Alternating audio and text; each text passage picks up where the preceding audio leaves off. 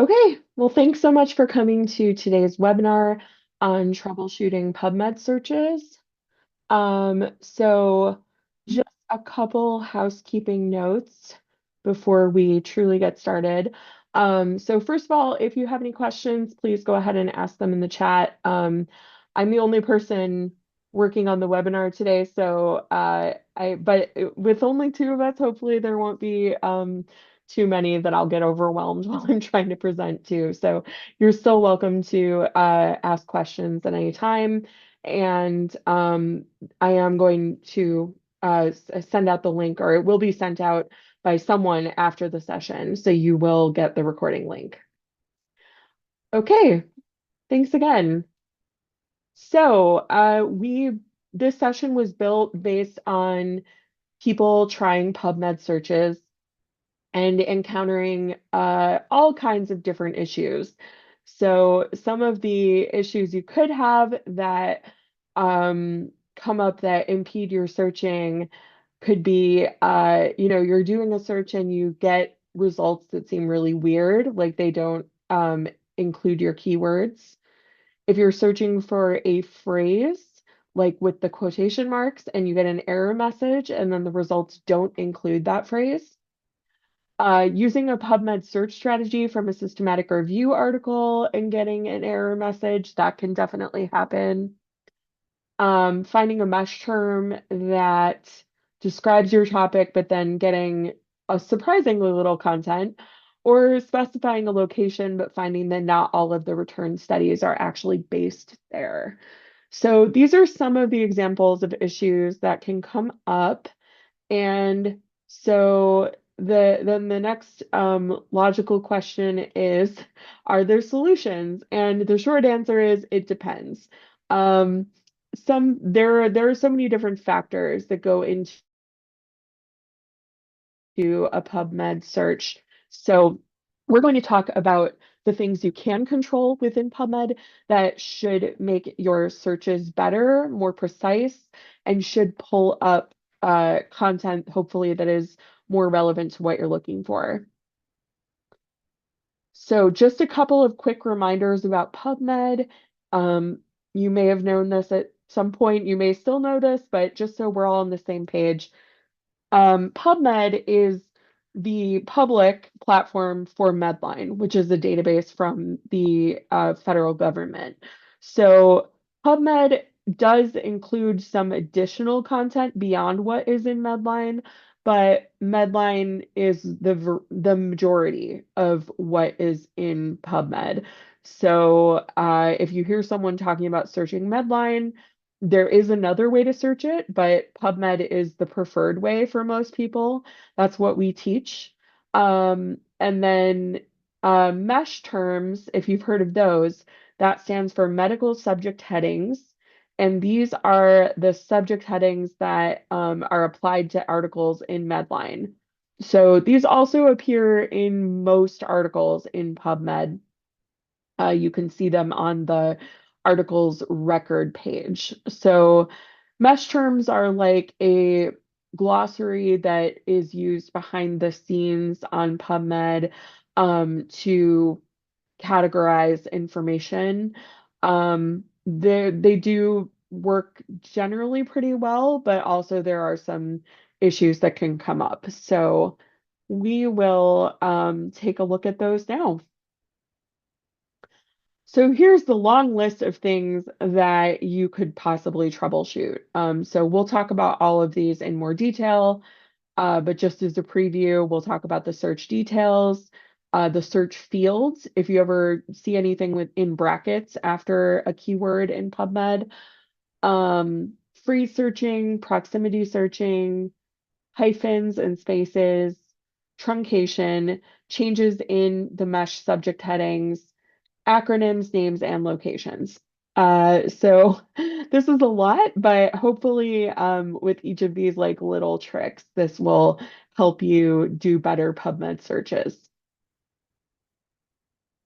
So in the big picture, PubMed really tries to be helpful by when you do a search that is just like if you threw the word endometriosis into PubMed, it would try to anticipate what you want by pulling in other terms and subject headings that might be relevant to your search. So, hang on one second. Let me admit our latest person.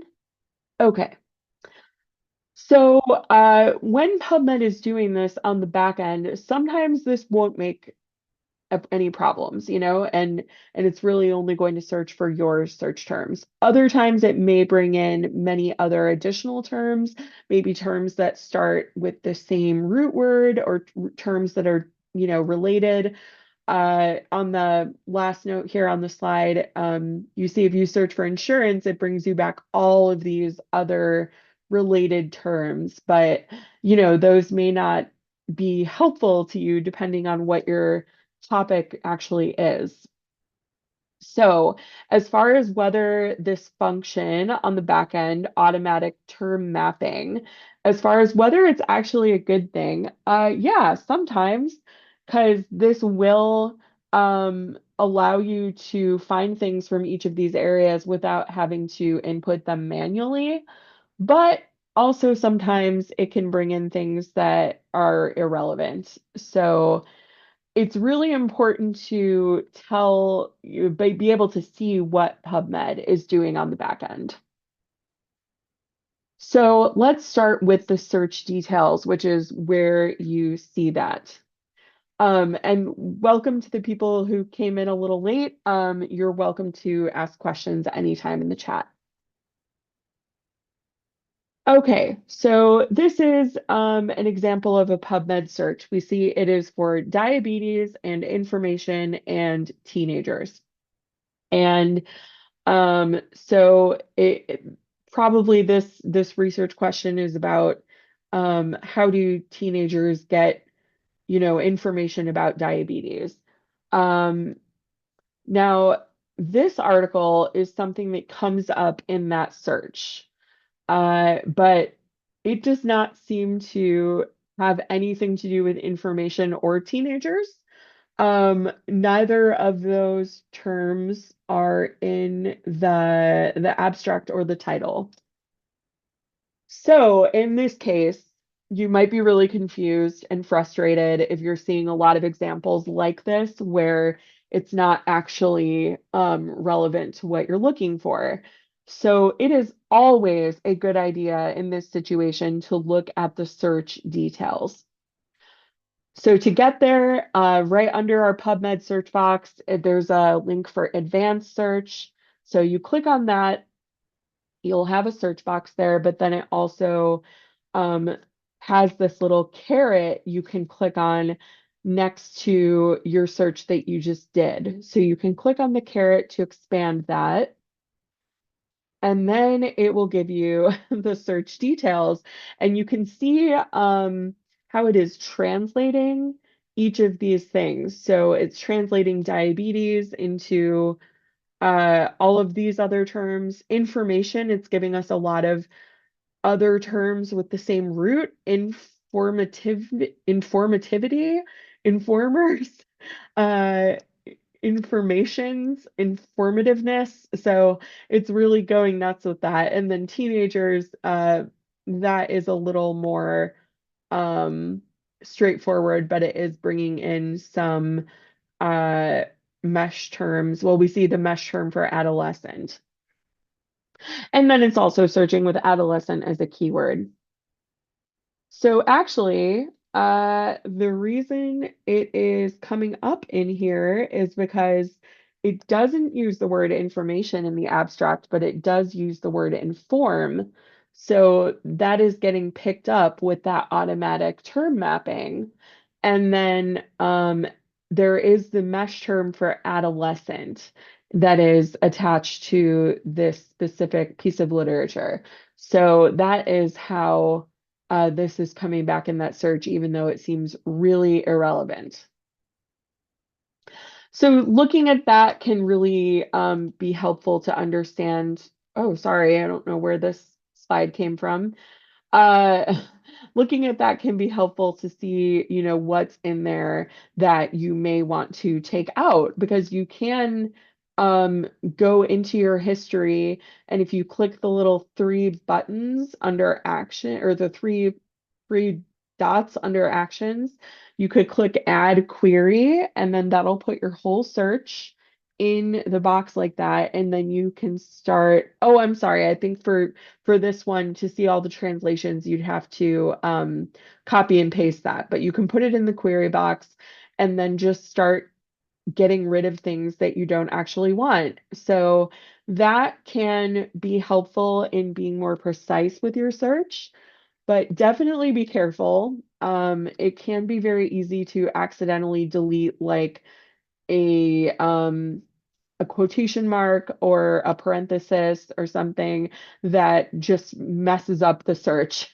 So if you start to get errors after that, I mean, this happens all the time, including to us. So this is a very common issue. Just be careful there.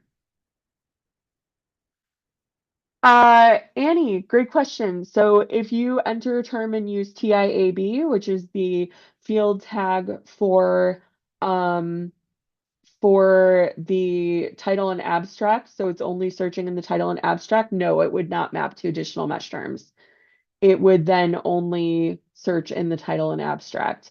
You can also turn it off without adding a field tag by just putting something in quotes.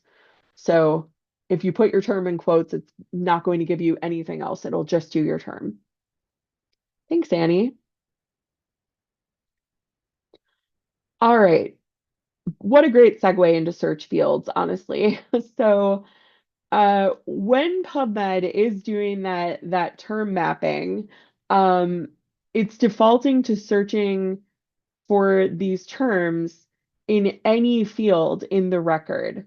So that includes mesh headings, but it also includes things like um, affiliations. And hang on, let me let our newest person in.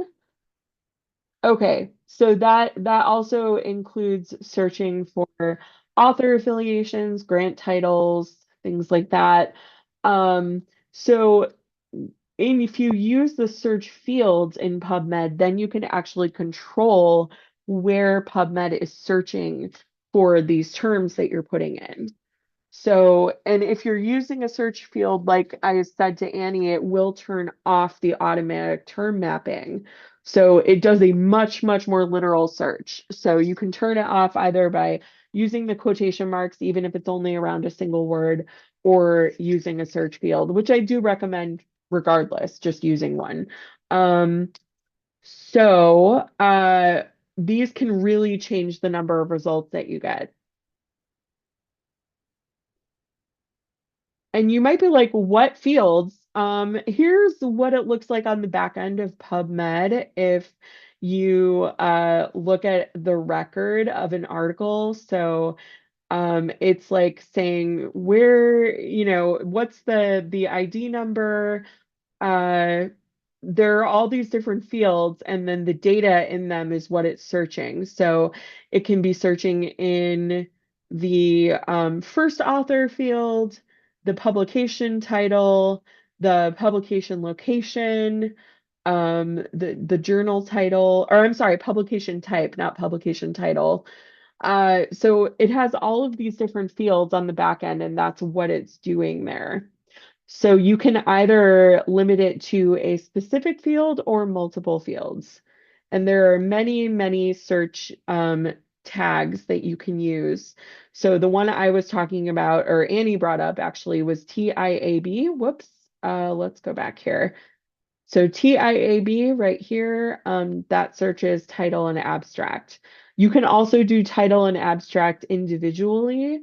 If you did title is TI and abstract is AB. It's not on this list because this is a truncated list, but or an abridged list, but the full list is linked here on the slides. Let me get this link for you in case anyone wants that. All right, I'll put this in the chat.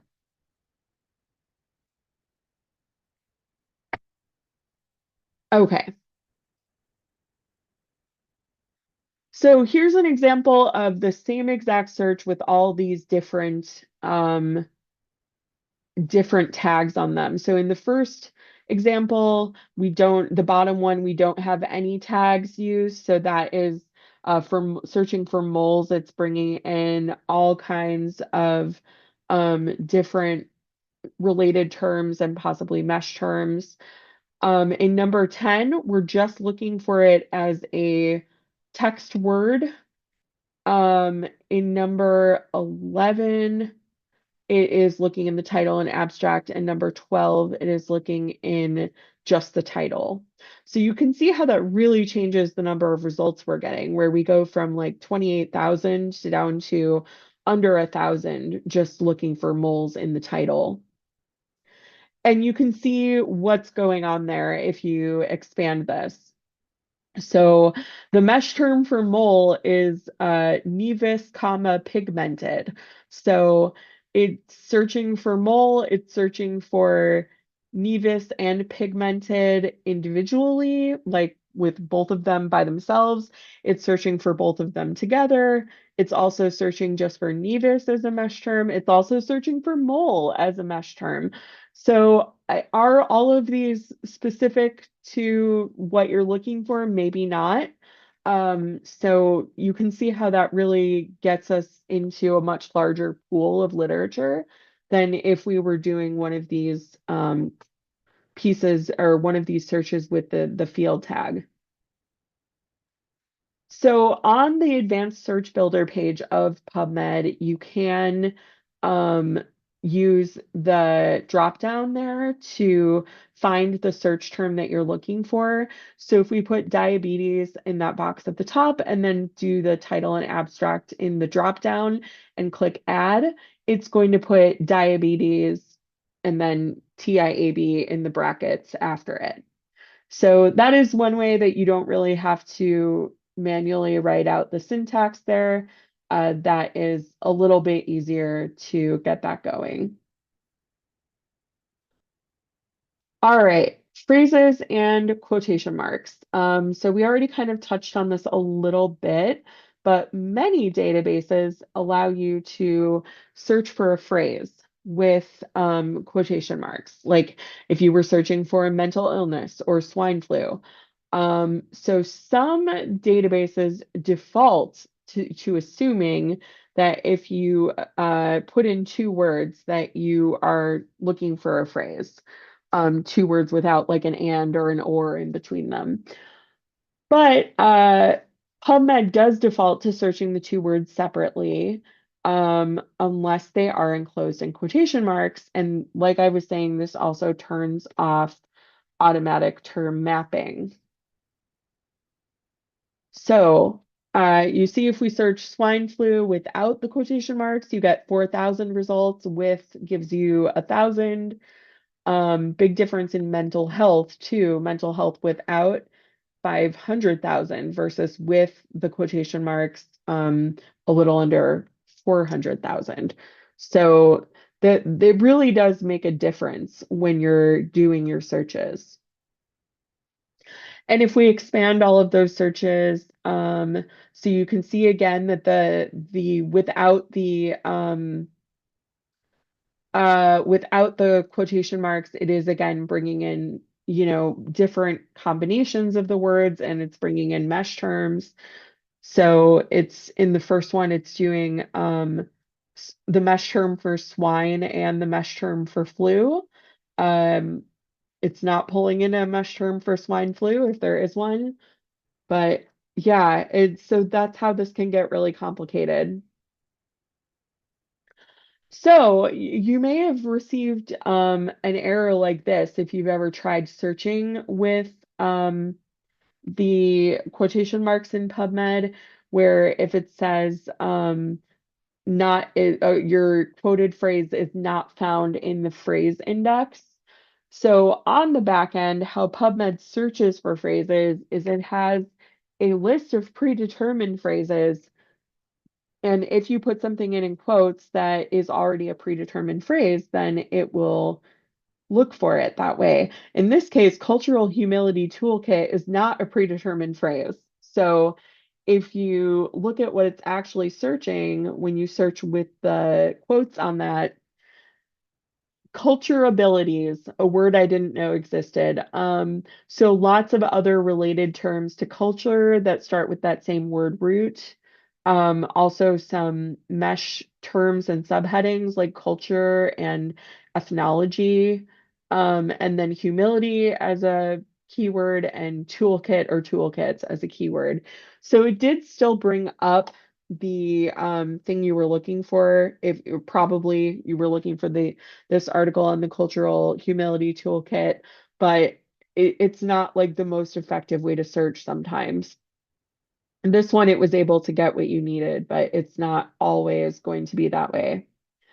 And then PubMed does also have stop words. So these are words that even if they're included in quotations, PubMed's just going to ignore them. So again, let me collect this link for you. You can see all the stop words in PubMed. It's mostly like pronouns.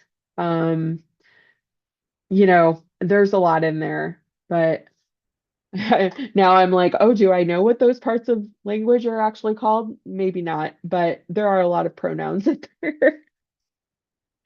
Okay, moving on to proximity search. So, proximity searching is related to uh, phrase searching, but phrase searching means you're searching for those exact words right next to each other in that order. So proximity searching is when you have, you want to look for individual words that are a certain distance from one another. So it could be like within 5 words of each other. And this can be really helpful because, for example, you might think like hip surgery or hip arthroscopy. I don't even know if that's the right surgery for a hip, but I'm an expert on the searching. I'm not an expert on the medicine. But so if you were looking for hip surgery, you might find that some articles are excluded because they say something like surgery in a hip or surgery of the hip. So they may not be in that exact order. So you can, within the title and the title abstract field, you can do proximity searching. So here's an example. Oh, I must have been looking ahead at this, and that's why I thought of hips. But so for hip pain, if we're just looking for hip pain by itself, 27,000 results, no quotes, no anything. So it's pulling in a lot of extra stuff. Um, Hip pain in quotes, 4,500. Hit pain in quotes with title and abstract, really close, 4,500, almost 4,600. And then you can see the difference when you do within 2 words of each other with proximity searching or within 5 words. So obviously, the more words you allow in between, the more broad it is going to be. But if you're allowing for a lot of words in between, it really gets a lot less precise. So you could see that it might be like hip in one sentence and pain in another. But here's an example of what we get with hip pain with 2 words in between. So pain around the hip joint, hip/groin pain. And then we also have things up here like hip related pain. So even though it has a hyphen in there, it is actually pulling that up because PubMed usually treats hyphens just like a space. So it's treating that as a different word. Um, so that's also like if I were doing this search, I might also think, well, maybe that's a keyword I need to include, hip related pain instead of just hip pain. But if you're doing proximity searching, it should be included. The limitations of proximity searching are numerous. As of right now, it only works with the title or title and abstract field tags. So it's possible this will be broadened in the future, but this is a pretty new feature for PubMed. Stop words are included when you say number of words. If there's a stop word in there, it will be included in the number of words. So take note of that when you're deciding how many words to put in between. The quotations will stop from automatic term mapping like we saw, so you are getting a little more precise with that. Um, then it is also not compatible with truncation. So truncation we haven't gone over yet, but if you're using like a wildcard symbol to try and get something that is has the same root, like we saw insurance, insurers, insurability, it will not work with the proximity searching. It really does take some iterating to figure out what your useful end value is in that. So it will take some playing around with that. That's very normal. Um, Looking for other Boolean searches, you can combine something with the proximity searching with other things using Boolean logic. Like it shows hip pain plus or minus 2 words, and then and teen. And then yeah, just again, this will probably have more features in the future, but for now, these are the limitations of proximity searching. We're about halfway through the slides. Does anyone have questions so far? Oh, I missed a couple things in the chat. Thank you, Annie. Oh, okay. You were reading my mind because, or I should have just held off on my comment, but No, no, that's great. I realized that like there might be times when you have to do, if you want to take advantage of proximity searching, you would need to do multiple proximity search strings if you also want different variations of the terms. So Yes, for sure. okay. Yeah, there is So that it's like a to little bit of a consider. trade-off maybe, or I don't know. Yeah, no, Yeah. that's true. I mean, you don't have to use proximity searching. There are like specific situations where it would really make sense, but it's really up to like how much you really want to retrieve. Annie's one of my colleagues in the library, so she knows library stuff too. But not a PubMed expert. Well, I'm grateful you're here. All right, so hyphens and spaces, like I was talking about, PubMed typically treats a hyphen like a space. So we have a couple examples here. So if we look at middle-aged, search number 9, and middle-aged with a hyphen, search number 9, we are getting exactly the same number of results. So that to me says, yeah, this is being treated as a space.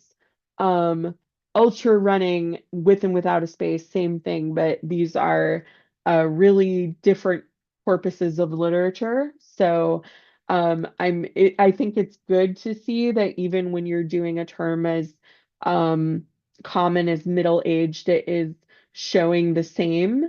It's also doing that with and without the punctuation or what are they called? Quotation marks. So it is doing that either way. It's just treating it as a space, and that's really important to know about. So, um, you don't have to really worry about hyphens when you can just put them in as a space when you're doing a PubMed search. There is a difference though, between middle-aged with no space and middle-aged with a space, both with and without the quotation marks. So that is something to keep an eye on. I'm trying to think of a good example, but there are some words like that where they may or may not be written as one word. So it might be useful to do multiple variations of those in the search terms.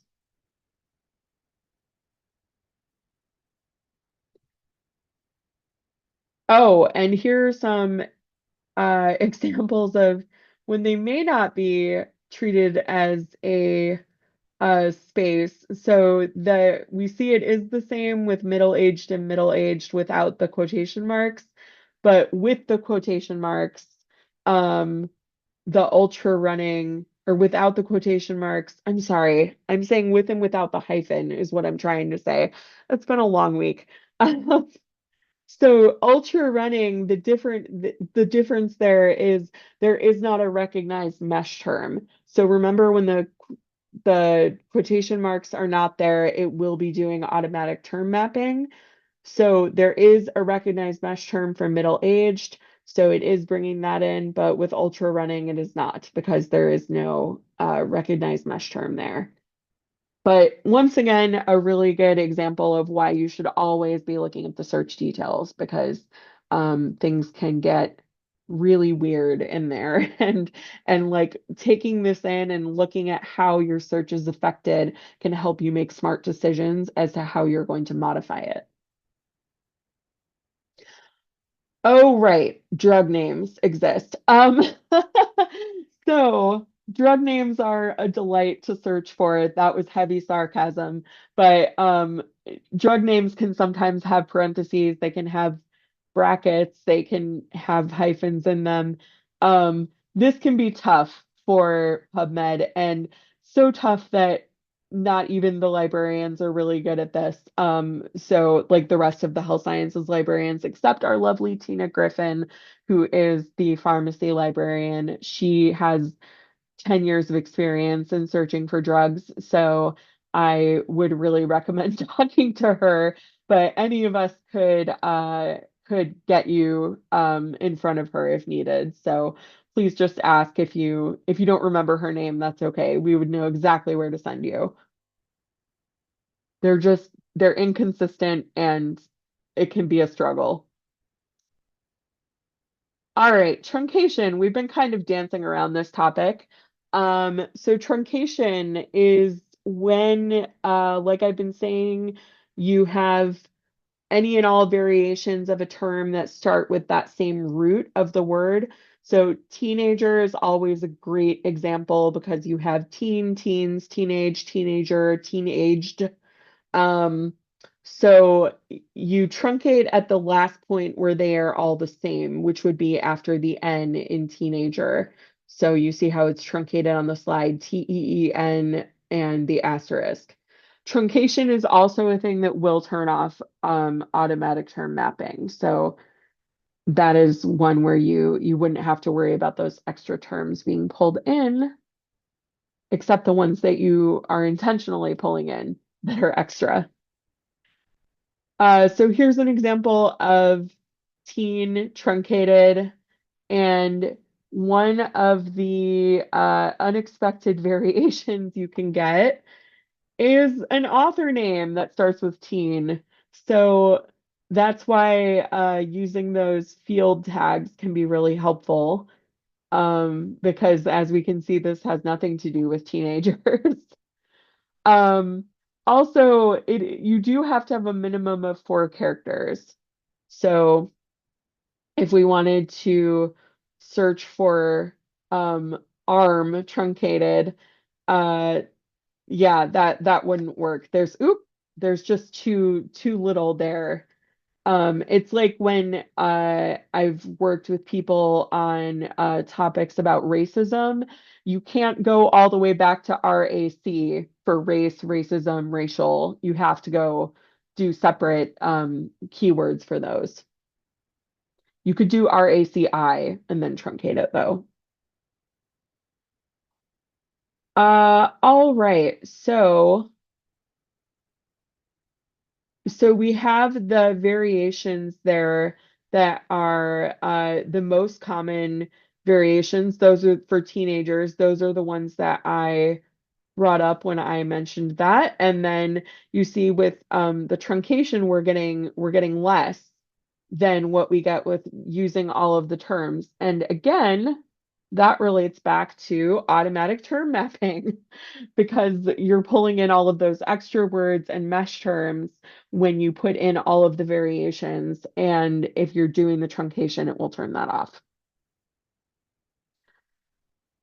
Oh, good point about racing. If we were trying to truncate racism to RAC, yeah, that would be a problem. Yeah, truncation, you have to be careful with it. Don't go back too far. Sometimes it just means you have to iterate like everything else. Just try stuff and see what works. Okay, for mesh terms. So mesh terms, like we talked about earlier, are these vocabulary terms that are used on the back end of PubMed to index literature. So, but what happens when you use mesh terms, but something breaks, you know? Let me show you. So, this is a screenshot from um an article, an older article from 2014. And one of these mesh terms in there, though, is no longer a mesh term. So that happens. Mesh is updated every single year, with changing terms as, you know, things fall in and out of common usage, adding new terms. And I mean, sometimes it takes a really long time. And this shows how much PubMed is biased in favor of physicians. But I think the term, oh my gosh, I'm only thinking of orthopedics. What's the orthodontist? There we go. Orthodontist was only added as a mesh term in 2016. Yeah, that's wow, that's not great. So, PubMed, as in any other database, I mean, there are the politics of information always are in play there. So, there's information politics with regard to how it's very North America centric. It's also very physician centric. But in this case, this one of these or one of these mesh terms is no longer a mesh term, maybe because it was changed. So, you see, if you put in hearing impaired persons, it's not in there anymore. And why? It's because it's changed to persons with hearing impairments.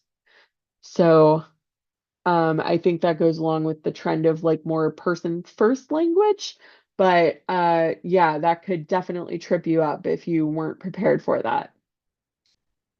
So using the updated mesh though, persons with hearing impairments, you will get a whole lot of resources.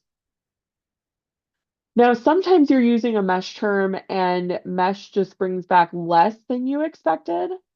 So, it might be because it's a brand new subject heading. So, older content may not be indexed. So, this, for example, this is a term that was introduced in 2022 for adolescent mothers. Um, but prior to that, oh, I'm sorry, I went too fast there. Prior to that, it says, or there are all these other terms that might be in there, like teen mother or something. I'm not sure what exactly it was before, or if it just wasn't a thing before. But if you're only using the mesh term and you're not using keywords, then you might miss older literature if it's a newer term. Acronyms. Oh, this one's really fun. Um, Acronyms can go so weird in PubMed. So this one, for example, MRSA, if we put MRSA into PubMed, you see it automatically maps to the mesh term for methicillin-resistant Staphylococcus aureus. So it also is searching each of those terms individually. So as far as mesh terms, when they sort of work, you might be looking for VRE, vancomycin resistant enterococci. Okay, I shouldn't have tried to pronounce that one that I wasn't familiar with, but you can see that the first result, it looks like the second result, the third result, it looks like these are all helpful, right? Um, but you know, there might also be some things in there that are less helpful.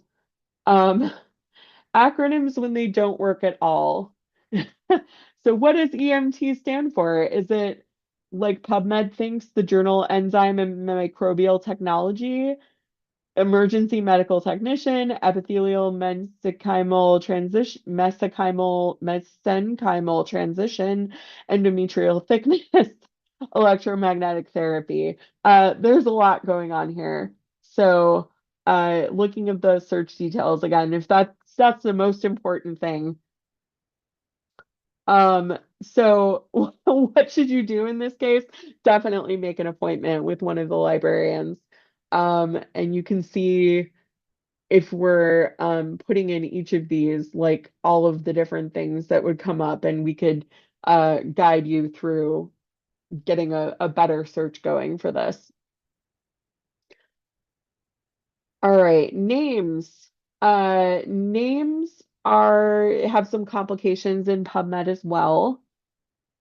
So if you have a name that is in entered with the last name and initials like Smith J.A. or John A. Smith, and there's no search tag, it is searched as authors as well as collaborators if they exist. But PubMed does not disambiguate, um, so if the name is common, it might help to know the affiliation at the time of the work, of course, because affiliations can change. So this is our lovely pharmacy librarian, Tina Griffin, and she's affiliated here. So that is helpful when you're looking for articles that she's been on. As far as this one though, if you're looking for the name of Fox, of course there are a lot of ways to interpret that. So, um, I don't think there's any in these results that actually are treating that as a name. So there is an author tag, a field tag that you could do. So see the difference if you just put in the name Cadian and you get 73,000 versus 130 if you put it in as an author. So that could be really helpful. And then also you can see that it's searching for Cadian in all fields here. Um, so also it looks like it has another term because it's also searching for morphine derivatives. So just things to be careful of. Locations also get tricky in PubMed. Um, so there is a mesh category for geographic locations. It contains continents and countries and the US states and some cities and some and oceans and seas. But it does not include always geographic locations that are part of a nomenclature or a substance. And back indexing only happens once a year. So you will find articles about the Ukraine under USSR and also under Eastern Europe, depending on when it was published. So locations can be really tempting. Like I was saying, it's tempting to be like, oh, I'm looking for things in France, so maybe I want to use location ID, but this is connecting to like a publisher supplied piece of information, like a DOI number. Um, so the place of publication is not necessarily where the study takes place. It's where it's published. So there can be a discrepancy there. So it really may not be useful. Um, for cities, states, countries, you can use the title and abstract. That can be really difficult, though, to create an exhaustive list. I have one systematic review I did with a student on, we had to expand his search from like one country in Africa to Africa as a whole. And in that case, since this was a systematic review, I built out an entire search tag or search string with every country in Africa.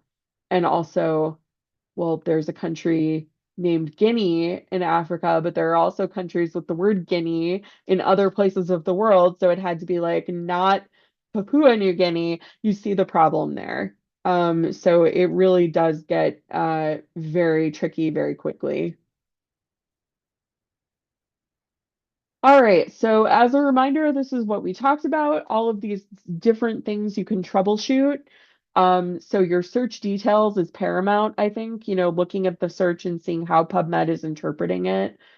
But you can also do things with fields, phrase searching, proximity searching, hyphens and spaces, truncation, subject headings, acronyms, names, and locations. So if you're wondering what to do, I mean, it really does depend. Like, is it changing your search enough that it's interfering with your results and you think you should change it? Um, Also, could you edit your search to fix the problem? I mean, that's possible. Or should you just be using an entirely different database? It really depends on what you're looking for, how much you're looking for. So that again is something you can always consult with a librarian about. Before we get to any final questions, I wanted you to have my contact information. You're welcome to reach out if you have questions about this. Um, so there is this landing page here for our webinar series that we're doing this spring. So let me send that in the chat. So we are redoing this webinar in April, as well as the other two that we're doing in March. So you can see all of those. And next week, we have Incorporating Patient and Public Involvement in the Evidence Cycle by my colleague Quincy McCrary. And then the evaluation for this will be sent out this week with the recording. So I would love to hear any honest feedback about the session. And if you have any questions, I'd be happy to take them. Yes, Annie. Happy to defer to other people first since I'm a librarian. But I I don't see wondered, anyone else, so okay, go right ahead. one thing I wanted to point out, the link is not working, so I think we need a different link. Yeah. Oh no. Or it's temporarily down. I don't know. Huh. Okay, Anyhow, let that me. was so incredibly helpful. Um, one thing that I wondered, I don't, maybe this is a separate webinar, but if you could briefly address how PubMed explodes terms or not when you're using mesh. Like, is there a way to Yes. control or that? Yes, there absolutely is. Okay. I'm trying to find that link. Bear with me a second. Okay. And as I Hang said, that might be opening up like too much of a can of worms, but No, I something think that that's a I'm a perfectly little confused about. So no, I think that's a really good thing to ask about. Hang on one second. Let me find that link because it's making me crazy. Um, Webinars. All right. I think I actually put it in the slide and then I changed it to make sure it said health sciences webinars. So I just want to make sure I have that for everyone before we get out of here. Okay. I will find it. Anyway, so while we're talking about, oh, do I have it? Yes. Here we go. One second. Copy a hyperlink. Here we go. All right. So let's go into PubMed real quick. And so PubMed, when you're using a mesh term, um, like let's do a term like education, comma, medical, comma, graduate. I know that's a mesh term because I was working with it yesterday. So if we do a mesh term like um, this is going to give us 87,000 results. If you want to explode that, which means it'll search not only the graduate medical education term, but also anything that falls below it in the hierarchy. Like for example, internship and residency and continuing education. Um, PubMed does that automatically. So what you would need to do to not explode that is I believe it is mesh, comma, no EXP. Let's add that to the history, and then I'll show you a much easier way to get that in there. Yep. So we see we have 87,000 versus 35,000. If we go into the mesh database and search for graduate medical education, um, it's important to look at the hierarchy. Oh, we don't have a continuing education. It's just internship and residency. Let's say you only wanted to search for graduate medical education and not internship and residency. Then you need to click the box here for do not include mesh terms found below it in the hierarchy. And then that will, if you click add to search builder, now that you've done that, it'll put that in here with the exact syntax. So I think that's very helpful, because I mean, like if you were looking for professional education, but you wanted to limit it to, you know, you wanted professional education, but not veterinary, for example, you could say, you know, do explode it, but then you're going to say not veterinary education or something like that. I knew that would be in there because I've done a systematic review where it was supposed to be on all the health sciences professions, and then we had to specify, well, actually, all the health sciences professions that deal with humans because didn't know veterinary stuff was in PubMed, but apparently it is. Okay, great. So either no explode, or you could pick and choose which narrower terms you want to use, and Yeah, yeah, yeah. If you don't want any of them, though, no okay. explode is Mhm. the best, easiest way to do it. Great, thank you. Yeah, of course. All right. Any other questions before we get going here? Well, I really appreciate your time. Thank you so much for coming. It was a pleasure. And I hope to see you both. I'll see you around, Annie. Rebecca, I hope to see you around. Please reach out if you need any help. Thank you. Bye.